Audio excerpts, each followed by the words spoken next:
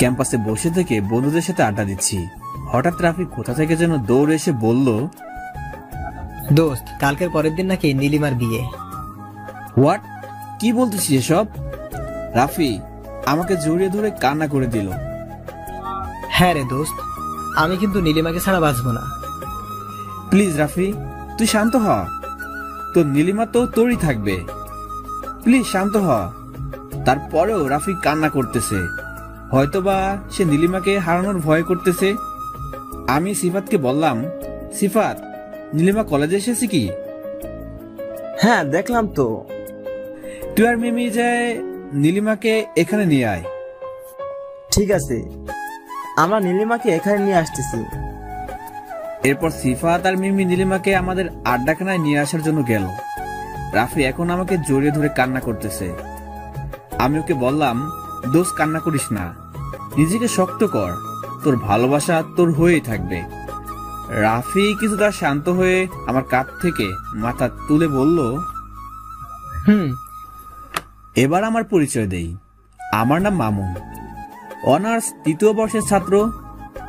আর এতক্ষণ যাদের কথা বললাম তারা হলো আমার বন্ধু রাফি, সিফাত আর মিমি। রাফির গার্লফ্রেন্ড হলো নীলিমা। তাদের রিলেশন চলতেছে প্রায় 1 বছর যাবত। তারা দুজনকে খুব ভালোবাসে। কিন্তু হঠাৎ করে নীলিমার বিয়ের কথাটা শুনে খুব খারাপ লাগলো। আমি না হয় এখন প্রেম প্রীতি থেকে অবসর নিয়েছি, কিন্তু এসবের ছ্যাঁকা খাওয়ার ব্যথাটা তো বুঝি।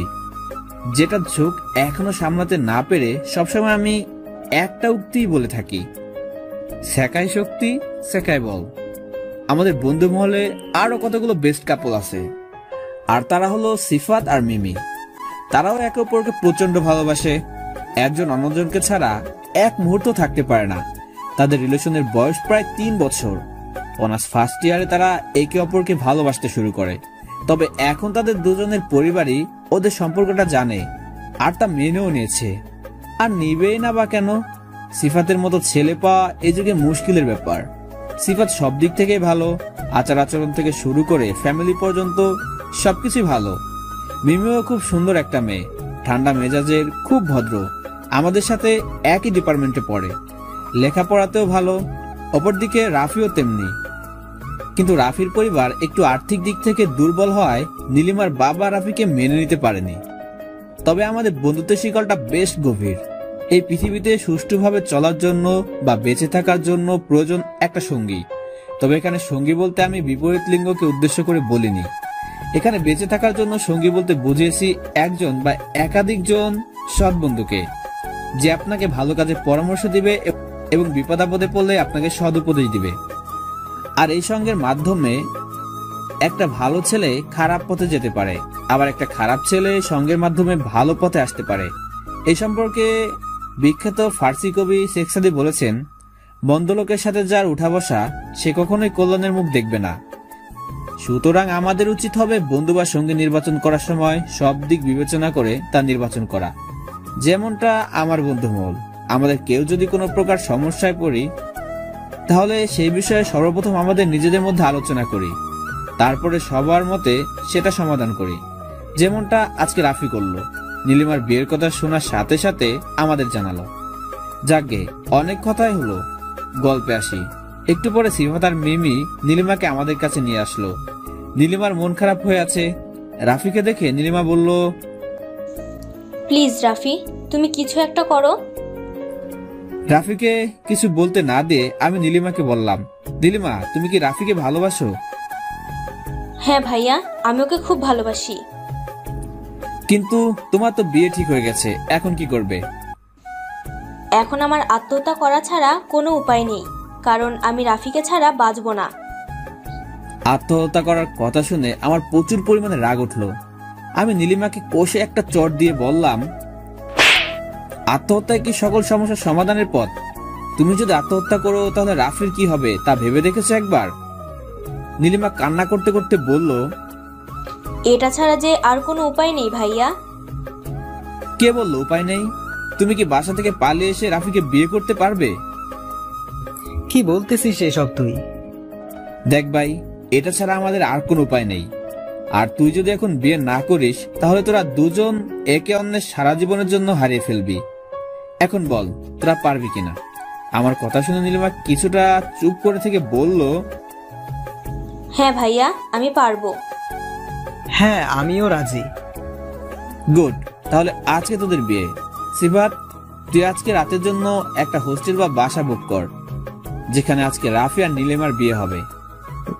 আরে বাসায় নেওয়ার কি আছে, আমাদের একটা বাসা এখন ফাঁকা আছে, সেখানেই হবে। ঠিক আছে। আর নীলিমা, তুমি সন্ধ্যা 7টার সময় সিফাত যে ঠিকানা দিবে সেখানে চলে এসো। ঠিক আছে ভাইয়া। আর আসতে যদি কোনো সমস্যা হয় তাহলে আমাকে জানাবে, আমি গিয়ে নিয়ে আসবো। আচ্ছা ভাইয়া। আজকে আর কেউ ক্লাস না করে বাসায় চলে আসলাম, কারণ আজকে রাফি আর নীলিমার বিয়ে, তাই কিছু কাজ আছে সেগুলো করতে হবে। বাসায় এসে বাইকটা পার্ক করে দরজার কাছে এসে কলিং বেল বাজাতেই মামি এসে খুলে দিল। মামি আমাকে এই সময় বাসায় আসতে দেখে বলল, কি হয়েছে আব্বু তোর? এই সময় আসলি যে, কিছু হয়েছে নাকি? না মামি, আমি ঠিক আছি, এত চিন্তিত হওয়ার কিছু নেই। মামি আমার কপালে চুমু দিয়ে বলল, বারে, আমার একটা মাত্র ছেলে, তার জন্য চিন্তা না করে পারি? দেখি সাইড দাও, আমি ফ্রেশ হব। ঠিক আছে, যা। আমি রুমে এসে ফ্রেশ হওয়ার জন্য ওয়াশরুমে ঢুকলাম। আসলে মামির কোনো ছেলে না থাকায় আমাকে নিজের ছেলে হিসেবে দেখে। শুধু মামি নয়, মামা আমাকে তার ছেলের মতোই ভালোবাসে। আর হ্যাঁ, আমি আমার মামার বাসায় থেকে লেখাপড়া করি। আমার বাসা নওগাঁ জেলায়। কোনো এক কারণে আজ আমি আমার সেই সোনার শহর ছেড়ে রাজশাহীতে মামার বাসায় পাড়ি জমিয়েছি। তবে এখানে থাকার জন্য যথেষ্ট কারণও আছে। ওয়াশরুম থেকে ফ্রেশ হয়ে বের হলাম। একটু পরে জোহরের আজান দিল। নামাজ পড়ে লাঞ্চ করার জন্য নিচে আসলাম। নিচে নেমে দেখি মামা আর মামি সোফায় বসে আছে। আমি গিয়ে মামা মামির মাঝখানে বসলাম। মামা আমার হাত বুলে দিতে দিতে বলল, আব্বু, তোমার লেখাপড়া কেমন হচ্ছে? ভালো হচ্ছে মামা। মামা, তোমার একটা হেল্প লাগবে।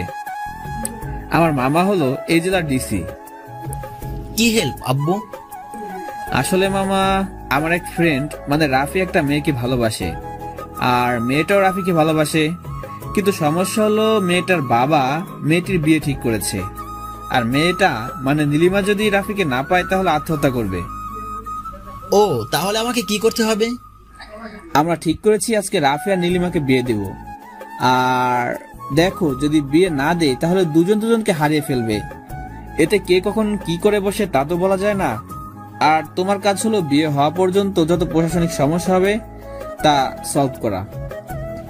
সমস্যা নাই, আমি এই দিকটা সামলে নিব। কিন্তু রাফির পরিবার বা রাফি যদি মেয়েটাকে কখনো ছেড়ে দেয় তাহলে কিন্তু সমস্যা হতে পারে।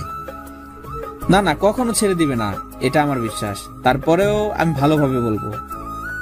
ঠিক আছে। তো আব্বু, কখন বিয়ে হবে? রাতে মামি। ও আচ্ছা, অনেক কথাই হলো, চলো এবার লাঞ্চ করবে। চলো। মামি, তিশা এখনো কলেজ থেকে আসেনি। তিশা হলো আমার একমাত্র মামাতো বোন, এবার মেডিকেল সেকেন্ড ইয়ারে। না, এখনো আসেনি, আজকে নাকি আসতে দেরি হবে। ও চলো, খাবে। চলো। এরপরে মামা আর মামির সাথে লাঞ্চ করে কিছুক্ষণ কথা বলে রুমে এসে ঘুমিয়ে পড়লাম। বিকেলে ঘুম থেকে উঠে আসরের নামাজ পড়ে রুম থেকে বের হয়ে দেখি তিশা সোফায় বসে টিভি দেখতেছে। আমাকে দেখেই বলল, ভাইয়া, আজকে নাকি তোর কোনো এক বন্ধুর বিয়ে? হ্যাঁ রাফির। তো কিছু বলবি? বলছিলাম, তুই কবে বিয়ে করবি? আমার সম্পর্কে তো তুই জানিস, তারপরেও এই কথা জিজ্ঞাসা করতেছিস কেন? না, এমনি বললাম। আর তুই আর কতদিন এভাবে থাকবি? না আছে গার্লফ্রেন্ড, না আছে বউ। দেখ, তোর বন্ধু আজকে রাতে মজা নিবি। আমি তিশার মাথায় একটা চুটকি মেরে বললাম, বেশি বড় হয়ে গেছিস।